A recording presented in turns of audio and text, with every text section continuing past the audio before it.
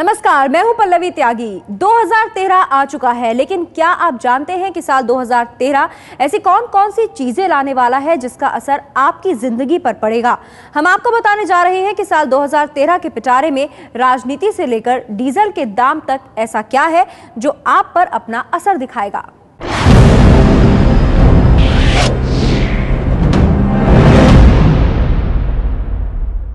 देश के राजनीतिक गलियारों में 2013 में जिस मुद्दे को लेकर सबसे ज्यादा सुगबुगाहट रहेगी वो है आम चुनाव। हालांकि तय वक्त के मुताबिक देश के आम चुनाव 2014 के मध्य में होने हैं, लेकिन इनको लेकर ज्यादातर राजनीतिक दलों ने अपनी तैयारियां अभी से शुरू कर दी हैं। पश्चिम बंगाल की मुख्यमंत्री ममता बनर्जी से लेकर बीएसपी अध्यक्ष मायावती तक साल 2013 में आम चुनाव की संभावना जता चुके हैं। यूपीए सरकार की अस्थिरता की स्थिति बनी होने की वजह से देश में कभी भी समय से पहले लोकसभा के आम चुनाव हो सकते हैं। मुलायम सिंह की एसपी वो सबसे पहली पार्टी है जिसने लोकसभा चुनावों के लिए 55 उम्मीदवारों की पहली लिस्ट जारी भी कर दी है। समाजवादी पार्टी ने आगामी लोकसभा निर्वाचन के लिए अपने प्रत्याशियों की पहली सूची आज जारी करने का निर्णय लिया है। इसमें 55 प्रत्याशी हैं। बीजेपी तो दावा कर ही रही है, लेकिन यूपीए की सहयोगी एनसीपी भी आम चुनावों की तैयारी में जुट चुकी है। सब देखने के बाद कोई भी पॉलिटिकल पार्टी हो, ये सभी पॉलिटिकल पार्टी को लोगों के सामने जाने की हमेशा तैयारी रखनी चाहिए। हमने हमारे साथियों को भी ये कहा है कि ऐसी परिस्थिति पैदा हो जाएगी तो हमें चुनाव का सामना करना पड़ेगा। आम चुनाव कब होगा ये तय नहीं है, लेकिन ये तय है कि देश में अगले आम चुनावों की गहमा गहमी पूरे साल जारी रहेगी।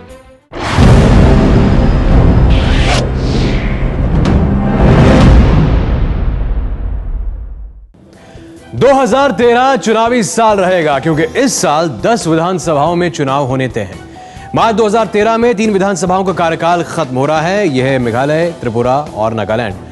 इसमें से सिर्फ मेघालय में कांग्रेस की सरकार है। इन तीनों राज्यों में साल के शुरुआती महीनों में ही चुनाव हो सकते हैं। इसके बाद नंबर आएगा कर्नाटक का। केंद्र की राजनीति में इस राज्य का बड़ा रोल रह सकता है क्योंकि दक्षिण का यही राज्य है जहां बीजेपी की सरकार है। लेकिन येदियुरप्पा यहां बीजेपी से बगावत कर कर्नाटक जनता पार्टी बना चुके हैं। ऐसे में कांग्रेस यहां जीत जरूर दर्ज करना चाहेगी। यहां साल के मध्य में चुनाव हो सकते हैं। इसके बाद साल के आखिरी महीनों में 6 राज्यों में चुनाव होने हैं, जिसमें है मिजोरम, मध्य प्रदेश, दिल्ली, राजस्थान, छत्तीसगढ़ और जम्मू कश्मीर। इन चुनावों को दिल्ली के सेमीफाइनल की तरह देखा जा रहा है। इनमें से मध्य प्रदेश और छत्तीसगढ़ में बीजेपी की सरकार है, जबकि मिजोरम, दिल्ली, राजस्थान और जम्मू कश्मीर में कांग्रेस सत्ता में है। कुल मिलाकर 10 विधानसभाओं में लोकसभा की 114 सीटें पड़ती हैं। ये चुनाव लोकसभा चुनावों में ट्रेंड की तरह होगा।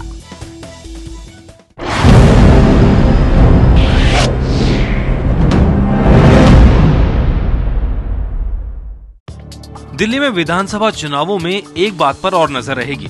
देश भर को आंदोलन से हिलाने वाले अरविंद केजरीवाल और उनकी आम आदमी पार्टी पहली बार दिल्ली के विधानसभा चुनावों में मैदान में उतरेगी। मेरे ख्याल से दिल्ली के चुनाव कम से कम इतनी स्थितियों को लेकर हैं कि तब तक तैयारी हो सकती है। दिल्ली एक आदर्श मॉडल है। दिल्ली के लोगों को तय करना पड़ेगा क्योंकि दिल्ली देश का दिल है, देश का विमर्श चलाती है। ऐसे में हर एक नजर इस बात पर होगी कि जिनके पक्ष में जनता सड़कों पर आ गई, क्या वो उन्हें वोट भी देगी।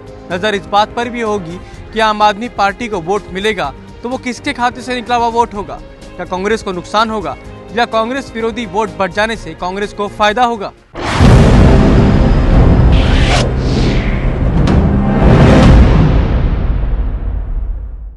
आम चुनावों के मद्देनजर ये भी हो सकता है कि साल 2013 का बजट चुनावी बजट हो, यानी लोक लुभावन बजट। इस बजट में सरकार जनता के लिए कई रियायतों का ऐलान कर सकती है।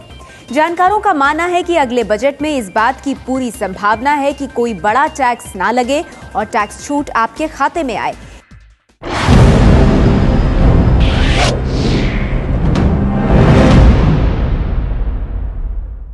साल 2013 के लिए प्रधानमंत्री मनमोहन सिंह ने संकेत दे दिए हैं। बिजली से लेकर डीजल तक के दाम बढ़ने वाले हैं। 97वीं राष्ट्रीय विकास परिषद की बैठक में पीएम ने कहा कि देश में ईंधन के दाम बेहद कम है। Unfortunately, energy is underpriced in our country. Our coal, petroleum products and natural gas are all priced well below international prices. This also means that electricity is effectively underpriced, especially for some consumers.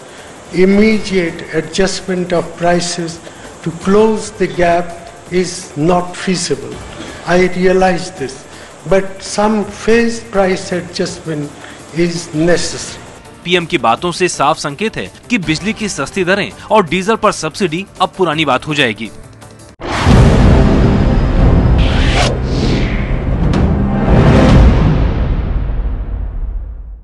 साल 2013 अपने साथ cash subsidy योजना लेकर आया है। 1 जनवरी से देश के 20 जिलों में direct cash subsidy transfer scheme शुरू हो चुकी है।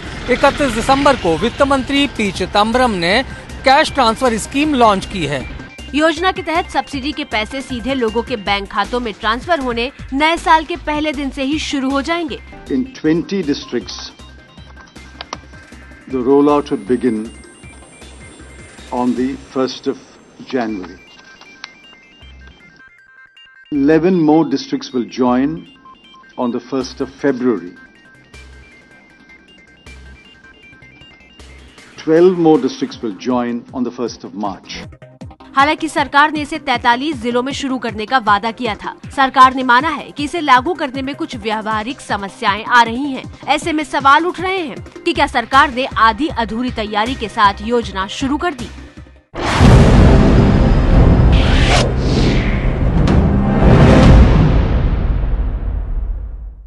लोकसभा में बैंकिंग कानून संशोधन विधेयक पारित हो चुका है। ऐसे में इस बात के पूरे आसार हैं कि देश में आने वाले दिनों में कई बड़ी कंपनियां अपने बैंक खोलें। बैंक खोलने के लिए इच्छुक कंपनियों में अनिल धीरूभाई अंबानी ग्रुप की company Reliance capital, L&T, Religare group और श्रीराम ग्रुप भी शामिल हैं। नए बैंक खुलने से ग्राहकों को नई सुविधाएं मिल सकेंगी।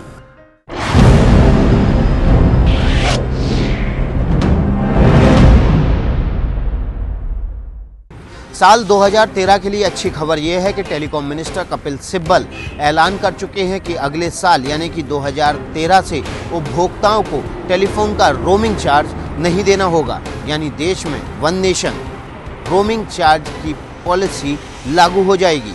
इसके बाद देश में कहीं भी जाने पर रोमिंग चार्ज के नाम पर टेलीफोन का अतिरिक्त शुल्क नहीं देना होगा। इसके अलावा साल 2013 में नंबर पोर्टेबिलिटी पूरे देश में लागू करने की भी योजना है।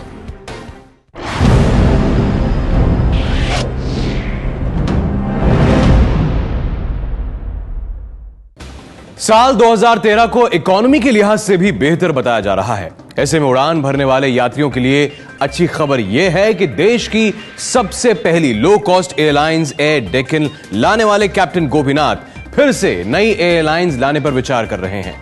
अगर उनकी योजना कामयाब होती है तो देश में एक नई एयरलाइंस आएगी, जिसके बाद प्रतिस्पर्धा के चलते हवाई किरायों में कमी आ सकती है।